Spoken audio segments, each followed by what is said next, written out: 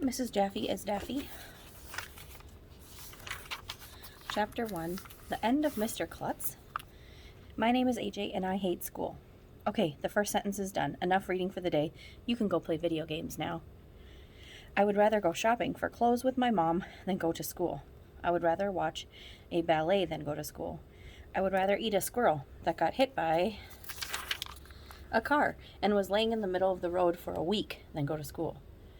Well, maybe not the last one. It was Monday, the worst day of the week. Everybody had to go to the all-purpose room, which was a room we used for all purposes, so it has the perfect name.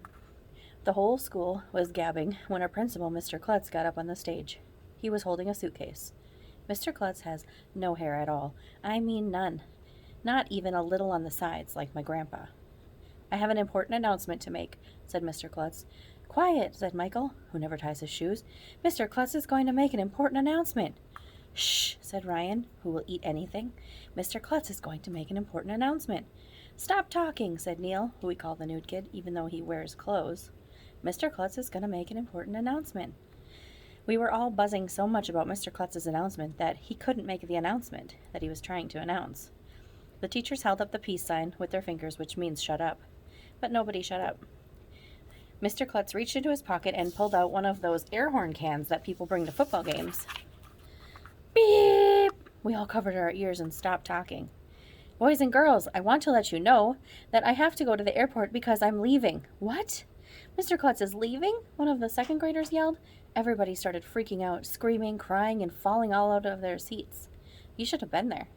Mr. Klutz isn't going to be our principal anymore, wailed Andrea Young, this annoying girl in my class with curly brown hair. He must have been fired. We've got to do something, shouted Andrea's crybaby friend Emily. Then she went running out of the all-purpose room. Even the teachers were sobbing and blowing their noses into tissues. Well, they blew their snot from their noses into the tissues, not the noses themselves. If they blew their nose into the tissue, their nose would fall off, and it would be weird to walk around without a nose.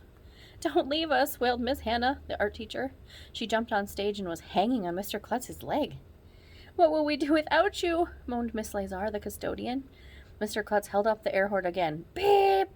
Everybody stopped yelling and crying. As I was saying, Mr. Klutz said, I'm leaving for 4 days. Oh, that's different.